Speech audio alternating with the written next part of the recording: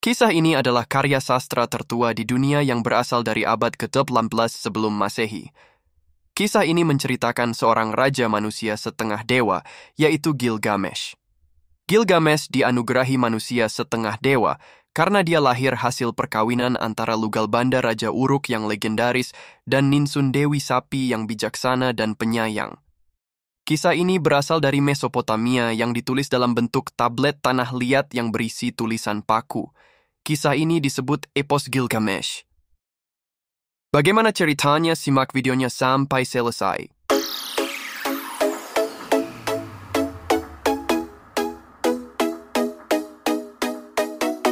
Pada zaman dahulu, di kota Uruk yang megah, hiduplah seorang raja yang bernama Gilgamesh.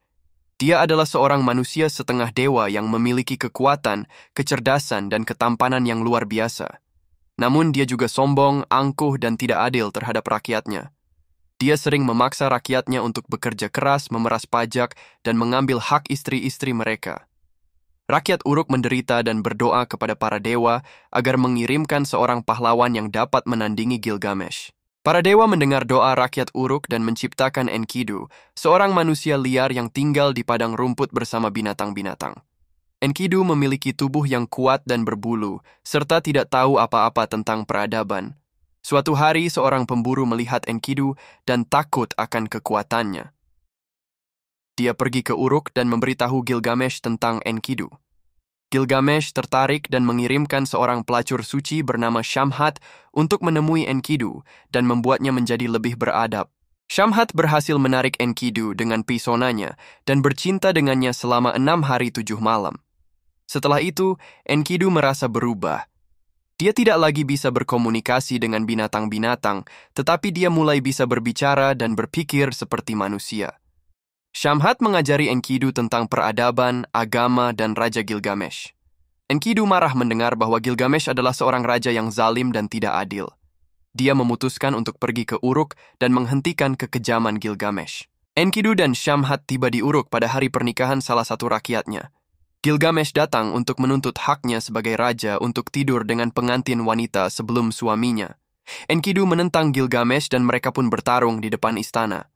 Mereka berduel dengan sengit, saling pukul, tendang, dan gigit. Akhirnya, Gilgamesh berhasil mengalahkan Enkidu dan menekukkannya ke tanah. Namun, Gilgamesh juga merasa kagum dengan keberanian dan kekuatan Enkidu. Dia mengangkat Enkidu dan memeluknya sebagai tanda persahabatan. Mereka pun menjadi sahabat karib. Gilgamesh dan Enkidu merasa bosan dengan kehidupan di Uruk dan ingin melakukan petualangan yang menantang. Mereka memutuskan untuk pergi ke hutan Aras, tempat tinggal Humbaba, sang penjaga hutan yang ditugaskan oleh Dewa Enlil. Humbaba adalah seorang raksasa yang memiliki wajah seperti singa, tubuh seperti ular, dan suara seperti badai. Dia sangat ditakuti oleh semua makhluk hidup. Gilgamesh dan Enkidu ingin membunuh Humbaba dan menebang pohon-pohon aras yang indah dan harum. Mereka berangkat ke hutan aras dengan membawa senjata dan perlengkapan perang. Di tengah perjalanan, mereka mendapat mimpi-mimpi yang memberi pertanda baik dan buruk. Mereka juga mendapat dukungan dari Dewa Shamash, Dewa Matahari, yang memberi mereka keberanian dan perlindungan. Setelah beberapa hari, mereka sampai di hutan aras dan melihat Humbaba sedang tidur. Mereka menyelinap mendekatinya dan menyerangnya dengan pedang dan kapak. Humbaba terbangun dan melawan mereka dengan suara dan napasnya yang dahsyat. Dia memohon belas kasihan kepada Gilgamesh dan menawarkan diri untuk menjadi pelayannya. Gilgamesh ragu, tetapi Enkidu mendesaknya untuk tidak percaya pada Humbaba dan segera membunuhnya. Gilgamesh pun menuruti Enkidu dan memenggal kepala Humbaba. Mereka pun bersorak dan berterima kasih kepada Dewa Shamash. Mereka kemudian menebang pohon-pohon aras dan membuat rakit untuk mengangkut kayu dan kepala Humbaba kembali ke Uruk. Ketika mereka tiba di Uruk, mereka disambut dengan gembira oleh rakyatnya. Dewi Ishtar, Dewi Cinta dan Perang juga terpesona oleh ketampanan dan kejantanan Gilgamesh. Dia mengajak Gilgamesh untuk menjadi suaminya dan menjanjikan kekayaan, kemuliaan, dan kekuasaan. Gilgamesh menolak lamaran Ishtar dengan kasar. Dia mengingatkan Ishtar tentang nasib buruk para kekasih sebelumnya, yang semuanya mati atau menderita karena ulah Ishtar. Dia juga mengejek Ishtar sebagai dewi yang tidak setia dan kejam. Ishtar marah dan merasa tersinggung. Dia pergi ke langit dan meminta bantuan ayahnya. Anu, dewa tertinggi. Dia meminta Anu untuk mengirimkan banteng surgawi, seekor banteng raksasa yang dapat menghancurkan bumi untuk menghukum Gilgamesh. Anu awalnya menolak, tetapi akhirnya menuruti permintaan Ishtar setelah Ishtar mengancam akan membebaskan para arwah mati dari dunia bawah. Banteng surgawi pun turun ke Uruk dan mengamuk. Dia mengguncang tanah, membuka jurang, dan menelan air. Banyak orang yang tewas dan rumah-rumah yang hancur. Gilgamesh dan Enkidu berani menghadapi banteng surgawi dan berjuang melawannya. Mereka berhasil menusuk dan membunuh banteng surgawi dengan pedang mereka. Mereka pun mengambil tanduk banteng surgawi sebagai trofi dan melemparkannya ke wajah Ishtar yang sedang menonton dari atas tembok kota. Ishtar murka dan berkabung atas kematian banteng surgawi. Dia mengutuk Gilgamesh dan Enkidu, sementara para pendeta dan pelacur mengadakan upacara pemakaman untuk banteng surgawi. Gilgamesh dan Enkidu tidak peduli dengan kutukan Ishtar. Mereka malah merayakan kemenangan mereka dengan pesta dan pujian. Mereka bersumpah untuk selalu bersama dan saling melindungi. Namun para dewa tidak senang dengan perbuatan mereka. Mereka mengadakan rapat dan memutuskan untuk memberikan hukuman mati kepada salah satu dari mereka.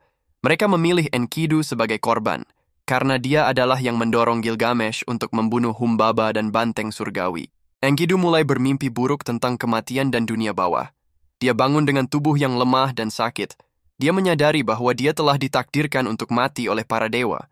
Dia meratapi nasibnya dan menyesali perbuatannya. Dia juga menyalahkan Gilgamesh, Shamhat, dan dirinya sendiri. Gilgamesh mencoba menghibur dan menyembuhkan Enkidu, tetapi sia-sia. Enkidu makin lama makin parah dan akhirnya meninggal di pelukan Gilgamesh. Gilgamesh sangat berduka atas kematian sahabatnya. Dia tidak mau menerima kenyataan dan menolak untuk memakamkan Enkidu. Dia terus memeluk jenazah Enkidu dan berharap dia akan bangkit lagi. Setelah kematian Enkidu, Gilgamesh merasa sangat sedih dan takut akan kematian. Dia meninggalkan Uruk dan melakukan perjalanan yang panjang untuk mencari Utnapishtim, leluhurnya yang diberi keabadian oleh para dewa. Dia berharap dapat menemukan rahasia kehidupan abadi. Namun perjalanan Gilgamesh tidak mudah. Dia harus melewati berbagai rintangan dan bahaya, seperti gunung kembar yang menjaga pintu surga, kegelapan yang mencekam, dan taman yang penuh dengan permata. Dia juga harus menghadapi Siduri, seorang pembuat anggur yang tinggal di tepi laut, dan Urshanabi, perahu penyeberangan yang membawanya ke pulau Utnapishtim. Saat Gilgamesh bertemu dengan Utnapishtim, dia menanyakan bagaimana cara mendapatkan keabadian. Utnapishtim menceritakan kisahnya tentang bagaimana dia selamat dari banjir besar yang menghancurkan seluruh umat manusia. Dia mengatakan bahwa dia mendapat perintah dari Dewa Enki untuk membangun sebuah bahtera dan membawa keluarganya, kerabatnya, dan binatang-binatang ke dalamnya. Setelah banjir berlalu, dia dan istrinya diberkati oleh para dewa dan diangkat menjadi abadi. Utnapishtim mengatakan bahwa Gilgamesh tidak dapat mencapai keabadian karena itu adalah takdir para dewa. Dia menantang Gilgamesh untuk tetap terjaga selama 6 hari 7 malam sebagai bukti bahwa dia layak mendapatkan keabadian. Gilgamesh menerima tantangan itu, tetapi dia segera tertidur. Utnapishtim memerintahkan istrinya untuk membuat roti setiap hari dan menempatkannya di samping Gilgamesh agar dia bisa melihat berapa lama dia tidur. Ketika Gilgamesh bangun, dia melihat 12 roti yang sudah berjamur. Dia menyadari bahwa dia telah tidur selama 12 hari. Gilgamesh merasa putus asa dan menyesali perjalanannya yang sia-sia. Utnapishtim menghiburnya dengan memberitahu tentang tanaman ajaib yang dapat memulihkan kekuatan dan kejayaan masa mudanya. Tanaman itu tumbuh di dasar laut dan memiliki duri. Gilgamesh menyelam ke laut dan berhasil mengambil tanaman itu. Dia berniat untuk membawanya ke Uruk dan membagikannya dengan rakyatnya. Namun, di tengah perjalanan, Gilgamesh berhenti di sebuah kolam untuk mandi. Dia meletakkan tanaman itu di pinggir kolam, tetapi tidak menyadari bahwa ada seekor ular yang mengendusnya. Ular itu merayap dan mencuri tanaman itu, lalu mengganti kulitnya yang sudah tua. Gilgamesh melihat ular itu dan menyadari bahwa dia telah kehilangan harapan terakhirnya untuk keabadian. Dia menangis dan meratapi nasibnya. Akhirnya Gilgamesh kembali ke Uruk dengan tangan hampa. Dia melihat tembok kota yang megah dan indah yang dibangun oleh dirinya dan rakyatnya. Dia menyadari bahwa itu adalah warisan yang akan abadi, yang akan mengabadikan namanya dan kisahnya. Dia memanggil Urshanabi dan memintanya untuk melihat keajaiban kota Uruk yang tidak ada tandingannya di dunia. Dia mengakhiri kisahnya dengan mengucapkan, "Ini adalah tembok Uruk, yang tidak ada yang menyamainya. Lihatlah fondasinya, perhatikan batu batanya, bukan dari tanah liat biasa batu batanya terbakar dengan api. Lihatlah zigurat Eanna yang tidak ada yang menyamainya.